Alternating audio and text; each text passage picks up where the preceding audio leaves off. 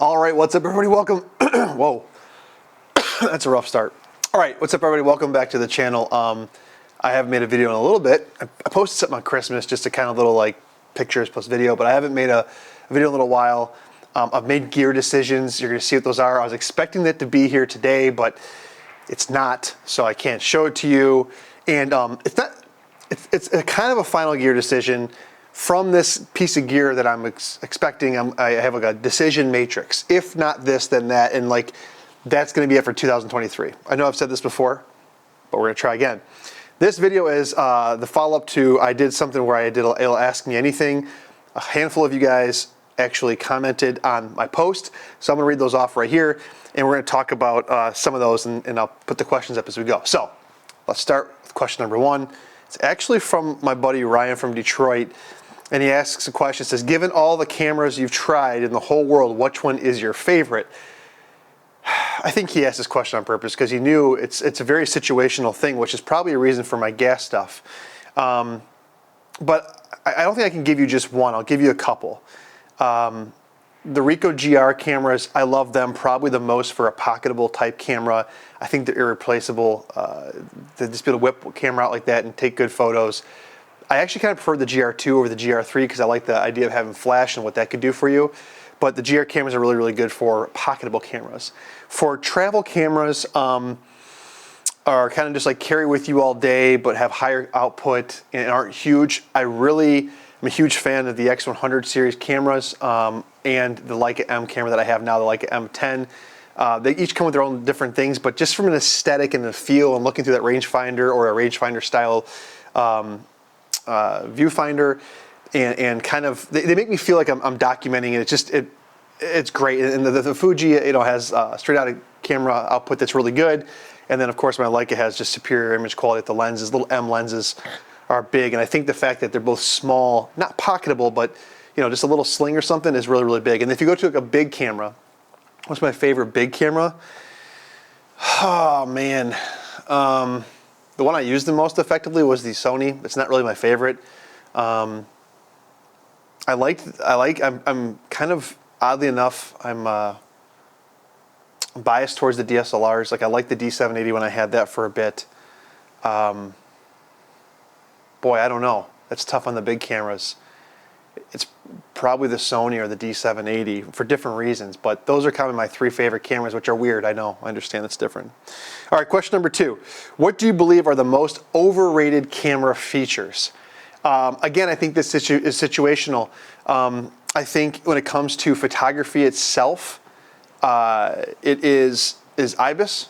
I know that sounds weird, but it's IBIS because there are a few circumstances like at night, if it's a still subject, where IBIS is important, right?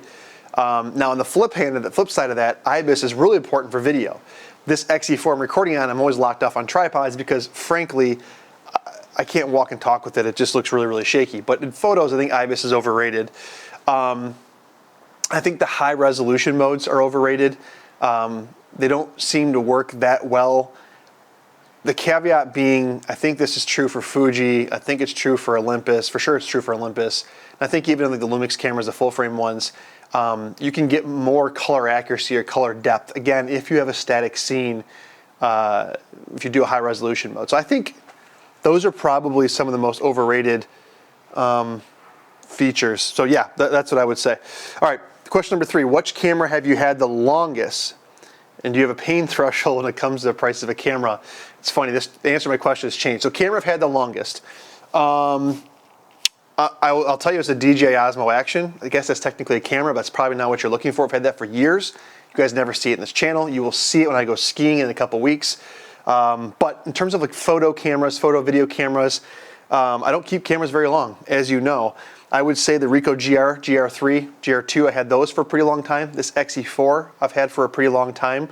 Let's see,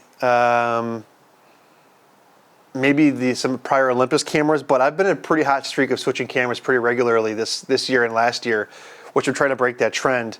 And the reason why I think I kept those the longest is because they were small. They offered something that was unique. Example, on the XE4, I can shoot JPEG straight out of camera. I can put the 27 millimeter on it. It gets jacket pocketable. The Ricoh guy's actually pocketable. And I think that allows me to take more and more photos to document my kids and stuff like that.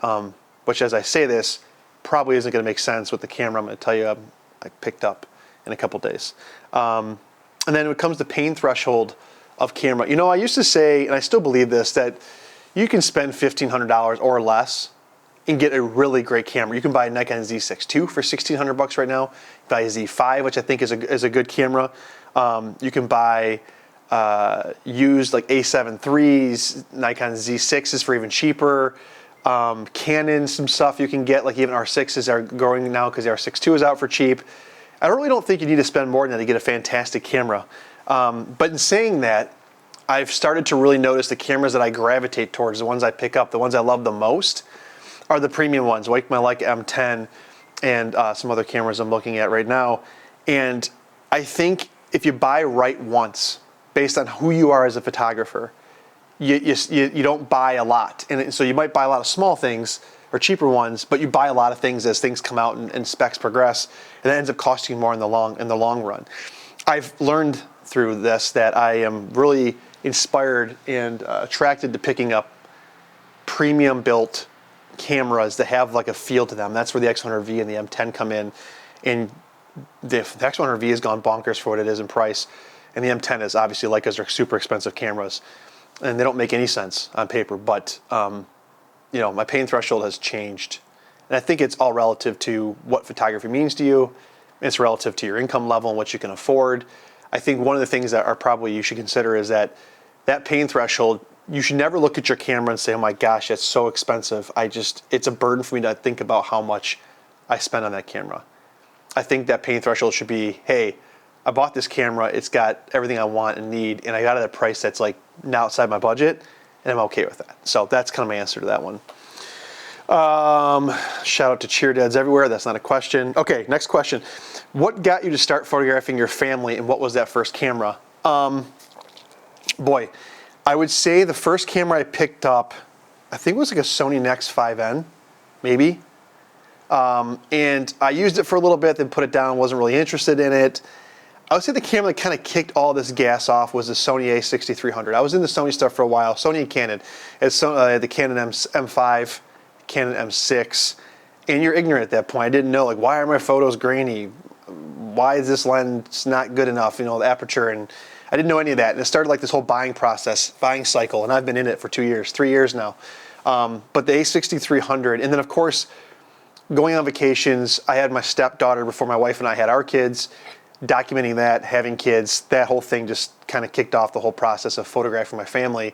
And that's what I enjoy doing the most, although I want to venture more into like maybe some street when the opportunity presents itself, landscape photography, that kind of thing. So Sony Nex 5N was kind of the first one, but really where it took off was the a6000, the a6300 cameras that I had. Okay, and then let's see, next question. Is having a larger sensor worth the larger size of lenses? You go back to the answer I gave you on what cameras I've had the longest and I like the most, you'll see that's size related. But I think what I've learned is size related actually means lens size related. So that's been my attraction back and forth with Micro Four Thirds, having those pancake lenses, having those small 1.8 primes. It's my attraction on Fuji, putting the f2 primes on there. Right now I'm shooting this on an 18mm 1.4, the new lens. I've stopped carrying my Fuji around as a result because this lens is too big. And it's beautiful for video. It's sharp as hell. I love it.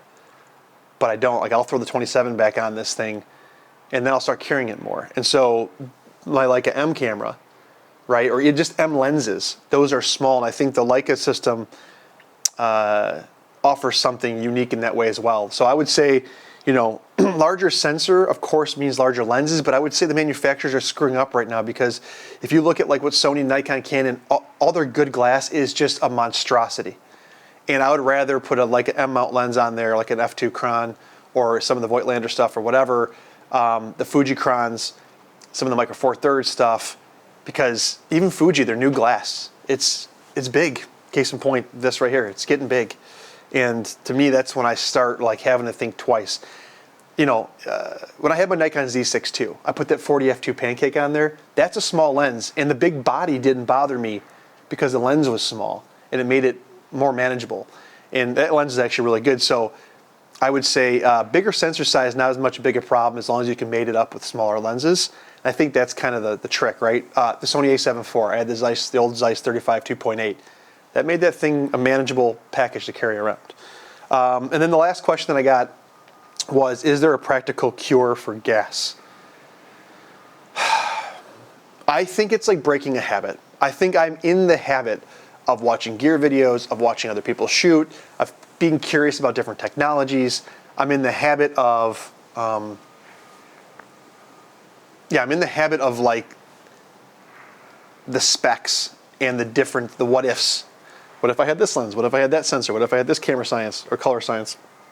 I think the cure for it is, after you've gone through it a bit and tried a few different things, understand what things you gravitate towards, like I've kind of expressed in this video, and then like just basically restricting yourself from buying. So I have no doubt that when I tell you when I have this camera in a couple days, what it is, and I unbox it for you guys, that I already know there's problems with it. They're going to cause gas. I know that. There is no perfect camera. Cue the camera conspiracies guy. But like just be like, okay, those limitations, I'm going to work through those, and forcing yourself not to buy, like give yourself like a 72-hour rule, right? And like hold off on it, because that gas is very spur of the moment or impulse purchase type of thing. The second piece is, I'm trying to force myself into this, is actually focus on the craft of photography. So every year I have the intention of doing like a weekly challenge. And those can become kind of monotonous and boring, but I'm going to do it again this year. I'm going through 52 frames this time. I tried to do Peter Forsgaard's last year. I didn't really like some of the topics he was putting out there.